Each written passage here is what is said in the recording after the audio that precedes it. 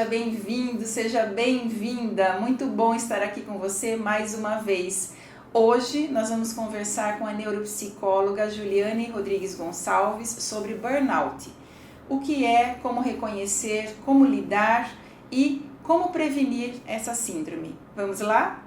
Bem-vinda, Ju, mais uma vez aqui ao lado a lado. Tudo bem, Mina? Mais uma vez, é uma honra estar aqui com você. Oh, delícia! Então, Ju, o que é o tal do burnout? Esse é um assunto bastante discutido atualmente, né, Mirna? A gente chama de síndrome de burnout porque não se configura necessariamente uma doença, mas é um conjunto de sintomas que afetam a nossa saúde física e a nossa saúde mental. Então, a síndrome de burnout ela é conhecida como a síndrome do esgotamento profissional, que é decorrente de carga excessiva de trabalho, ambiente muito competitivo, com muita pressão, relações de trabalho não tão saudáveis, que causam uma série de sintomas e que podem prejudicar a funcionalidade da pessoa na rotina, tanto pessoal quanto laboral. E quais são esses sintomas? Como que a gente percebe, identifica aí? Os sintomas, eles são assim, muito sutis, é uma linha muito tênue da gente dizer estou com a síndrome ou não, porque são sintomas da rotina, sintomas corriqueiros. Eles podem afetar tanto a nossa saúde física, então, por exemplo, dores de cabeça frequentes, hipertensão, questões gastrointestinais, insônia, sinais assim mais similares ao estresse, né? Ao cansaço, à fadiga, e também um conjunto de sintomas que afetam as questões emocionais. Então, por exemplo, insegurança, alterações bruscas de humor, apatia, isolamento social, porque a pessoa acaba se sentindo meio fora daquele ambiente, se sentindo excluída. Ela se exclui por não se sentir mais parte daquele processo. E a parte cognitiva, interfere? Interfere, porque na medida em que a gente tem alterações físicas e também essas questões emocionais, memória, cognição, tudo acaba ficando interligado. Então é muito comum a gente ter lapsos de memória, desconcentrar nas atividades, procrastinar porque você começa e não conclui, e isso acaba afetando todo o processo cognitivo também. E Ju, você falou aí que os sintomas são parecidos com o estresse, né? Como que diferencia aí o burnout do estresse e da exaustão? Como os sintomas são muito similares, quando a gente fala de burnout, a gente está falando exclusivamente de ambiente de trabalho. Tá. Né? Então, aquele profissional que já chega com aquela sensação de não queria estar aqui, já sei que meu dia não vai ser legal, já sei que vai ter muita competitividade, muita pressão, eu não estou dando conta, relacionado ao ambiente de trabalho, a gente chama burnout. Tá. Se não estiver relacionado ao ambiente de trabalho, a gente vai chamar de exaustão, de estresse. Então, os sintomas são muito similares. E quais profissionais que podem fazer esse diagnóstico? Geralmente, Mirna, a gente recomenda que aos primeiros sintomas a pessoa já procure ou um psicoterapeuta que faça essa avaliação, porque isso também demanda questões nossas de posicionamento, de autoconhecimento, de saber como lidar com os conflitos que aparecem. Primeiro um psicólogo, né, um psicoterapeuta. Os sintomas físicos estão muito alarmantes, muito intensos, um psiquiatra, né? Ou então o médico do trabalho, que consegue fazer essa avaliação também relacionada ao ambiente de trabalho. Então talvez tenha que entrar com medicamento mesmo. Sim, a questão do medicamento vai variar de pessoa para pessoa, vai variar da intensidade desses sintomas, né? Então, como são muitos sintomas que podem causar o burnout, varia de pessoa para pessoa quais sintomas a pessoa está desenvolvendo naquele momento e o quanto isso impacta na vida dela.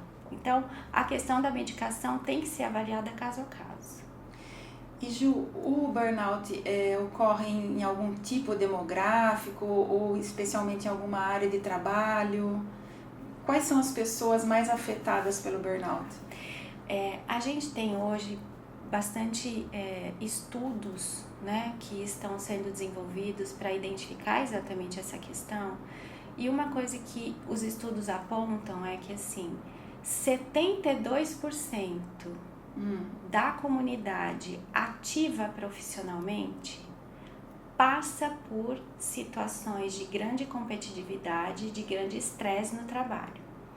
Desses 72%, já se estima que 32% desses profissionais têm algum grau relacionado ao burnout.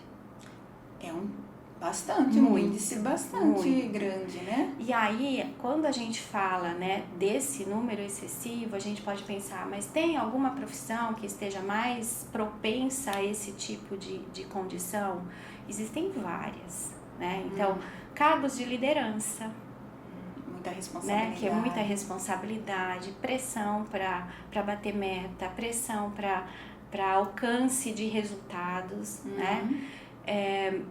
Profissionais que estão mais diretamente envolvidos com conflitos, então, por exemplo, policiais, pessoal que trabalha com área de segurança, profissionais que estão ligados, por exemplo, à comunicação, então, jornalistas, né, que estão sempre mediando ali para entendimento de conflitos em situações de alarme, de estresse, né?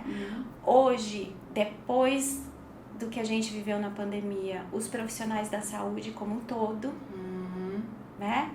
E também a gente tem visto um aumento muito grande de educadores. Os professores, porque precisam passar por jornadas duplas, jornadas triplas para conseguir sobreviver, para conseguir ter, né, uma vida digna, para conseguir se sustentar e tudo mais.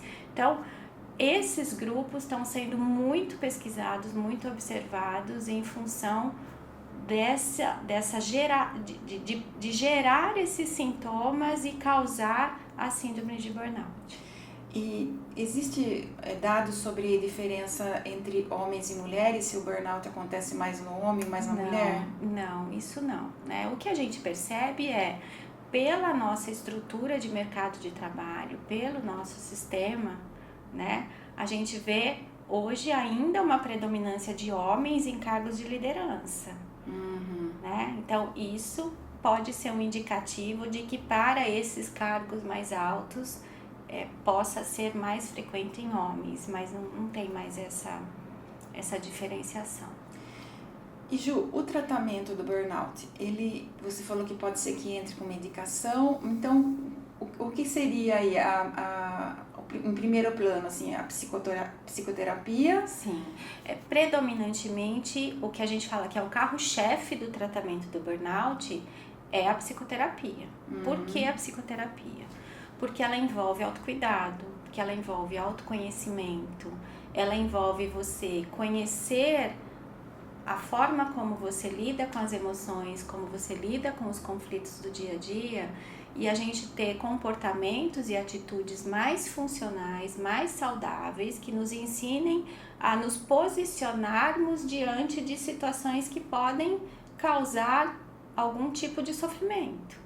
Né? Então a psicoterapia deixa a gente mais assertiva com a comunicação, né? No sentido de conseguir se posicionar melhor, no sentido de conseguir olhar e observar que esses sintomas que eu estou sentindo não são rotineiros, não são normais, né? Vamos chamar assim, que estresse, cansaço, fadiga, todo mundo vai ter.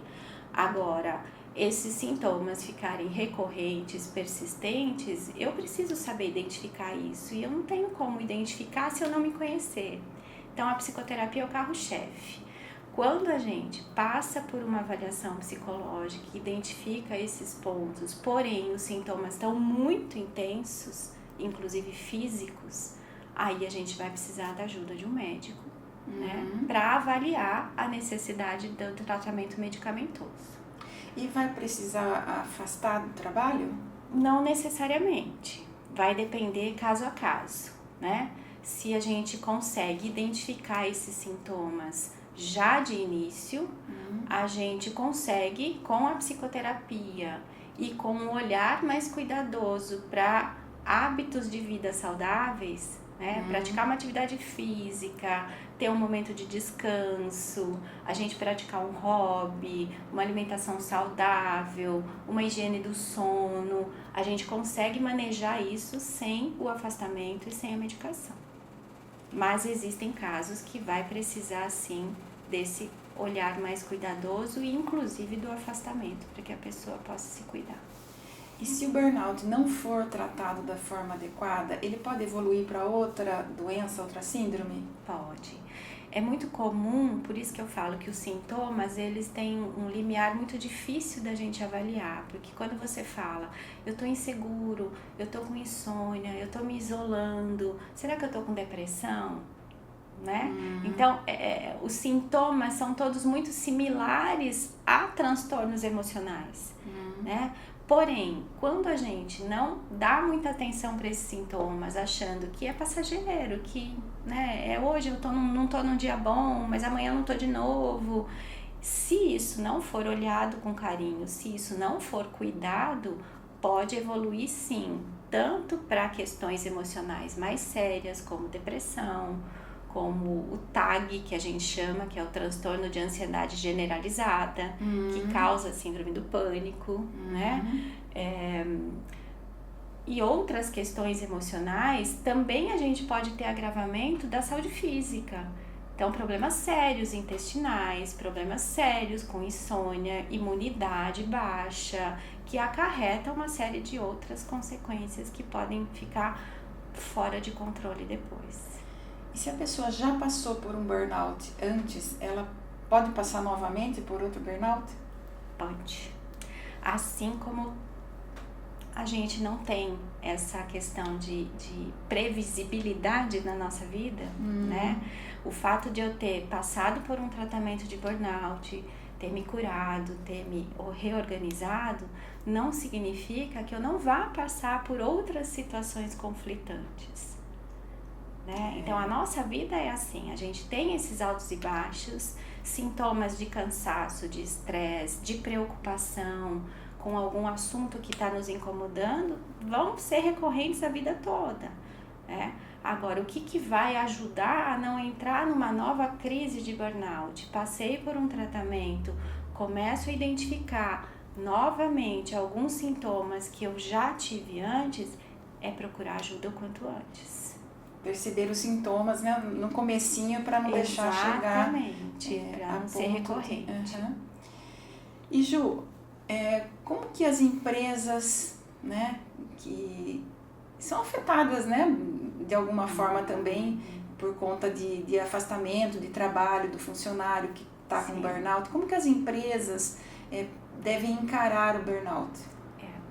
A gente consegue identificar hoje que já existe um olhar direcionado para isso, porque o número de afastamentos por questões de desequilíbrio mental, por questões de saúde física e por questões de burnout tem crescido assustadoramente. E isso causa um prejuízo financeiro para a empresa, né?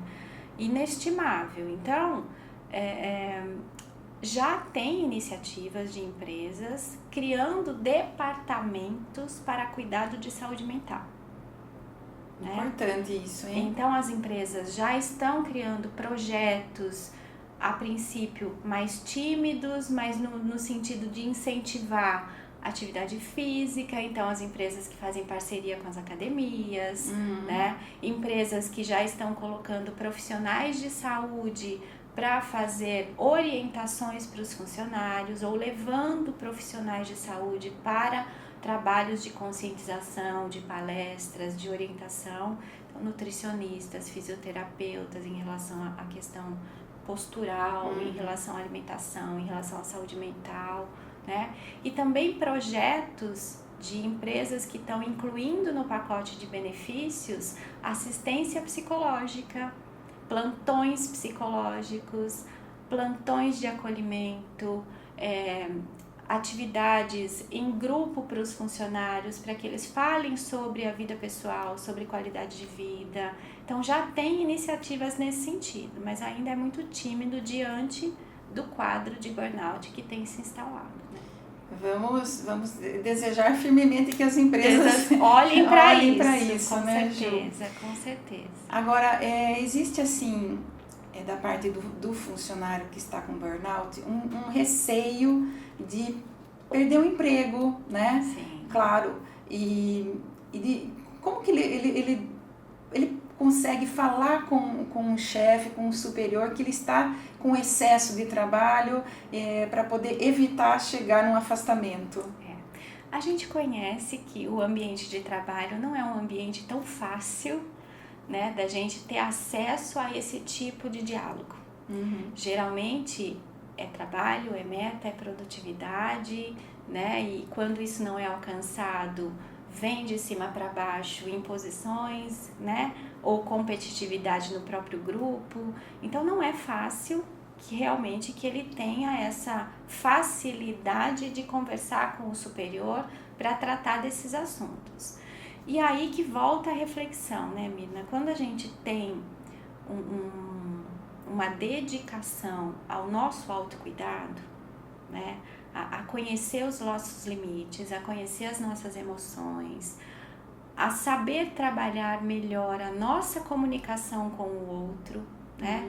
Eu posso chegar no meu superior e dizer que eu estou com dificuldades para manejar a rotina, sem precisar também chutar o balde, sem precisar brigar, sem precisar, né, ofender, né? Ou simplesmente abandonar as minhas responsabilidades e falar, não tenho estrutura, então também não vou fazer. Então é uma questão também que envolve uma maturidade emocional de autocuidado que a psicoterapia ajuda muito, né? Esse trabalho de autocuidado, de autoconhecimento é crucial não só para os casos em que a gente está em crise, mas para que a gente consiga também ter um olhar de como a gente se sente diante dessas situações, como do trabalho, também como situações em casa, como outras situações que a gente passa no dia a dia, e que essa segurança de eu conseguir me comunicar adequadamente com alguém, conseguir reconhecer até que ponto as situações estão afetando a minha saúde, o meu limite, a minha sanidade, eu consigo me posicionar melhor. Então, acho que é uma reflexão importante que as pessoas tenham sobre se cuidar efetivamente, não só quando adoeceu, não só quando está passando por um problema muito pontual. Como eu me sinto e como eu vou comunicar de forma assertiva, efetiva, né? Isso, né? Exatamente. Nós, inclusive, fizemos aqui, né, Ju, um programa falando de comunicação não violenta. Fizemos. Muito produtivo aquele programa também. Exatamente. Você falou muito aí de autocuidado, então, para encerrar aqui o nosso programa, eu vou pedir para você falar um pouquinho mais sobre o autocuidado. O autocuidado, ele vem sendo aí também associado com uma nova tendência na área de saúde, né? Quando a gente fala de mudança de estilo de vida. A gente vive uma vida insana, a gente vive uma vida maluca, a gente assume responsabilidades, às vezes, por não ter escolha, né? Às vezes porque a gente escolhe também assumir e fazer coisas, né? Mas a gente hoje encara que a produtividade, ela está associada à quantidade de coisas que a gente faz, né? Porém, a gente não foi ensinado, a gente não foi orientado, né, de que para ser produtivo eu preciso estar bem, eu preciso me cuidar. Com certeza. Né? E o autocuidado envolve uma série de coisas, não é fazer terapia, não é isso, mas como eu cuido da minha alimentação. Sabemos que hoje a alimentação é o carro-chefe para a saúde. Exercício físico. Atividade física, que é a questão da mobilidade, eu não preciso ir lá e fazer crossfit todos os dias, mas eu preciso me movimentar. O corpo, ele precisa do movimento para se manter ativo e saudável. Então, quando a gente fala de qualidade de vida, de mudança de hábitos, de pensar em hábitos saudáveis de vida, nós estamos falando de longevidade, que é um outro assunto que a gente poderia ficar horas conversando sobre isso. Vamos fazer um programa sobre isso. O que eu faço hoje, tudo que eu faço hoje vai impactar minha rotina lá na frente, né? Eu não tenho uma alimentação adequada hoje, eu tô abrindo mão da saúde que eu vou ter lá na frente, sabendo que o envelhecimento vem para todos, né? Sabendo que a limitação cognitiva, de movimento, de saúde vem para todos. Então, eu brinco que qualidade de vida, autocuidado é uma poupança que a gente está fazendo aqui para poder viver melhor até quando for possível, né? E trabalhar, todo mundo precisa, né, Ju? Exatamente. Agora, precisa se cuidar para ter saúde para trabalhar, né? Exatamente. E ter esse olhar de que o que é saudável, o que não é saudável, né?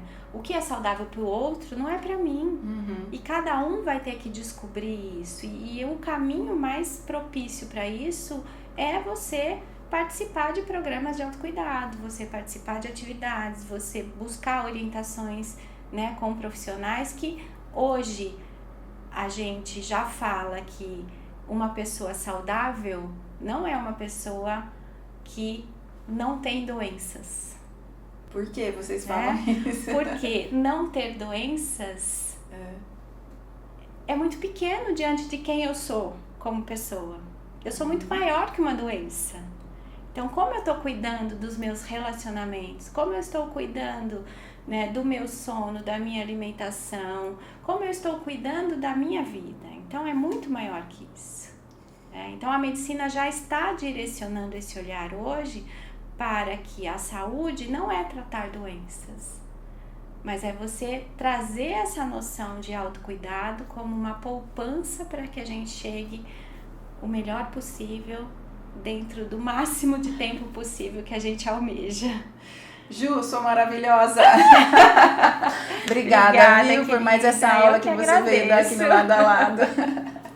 E obrigada a você que nos acompanha aqui pelo YouTube ou pelo Spotify. Beijo no seu coração. Espero que esse programa tenha levado muita informação boa para você. Até semana que vem, que eu tô de volta.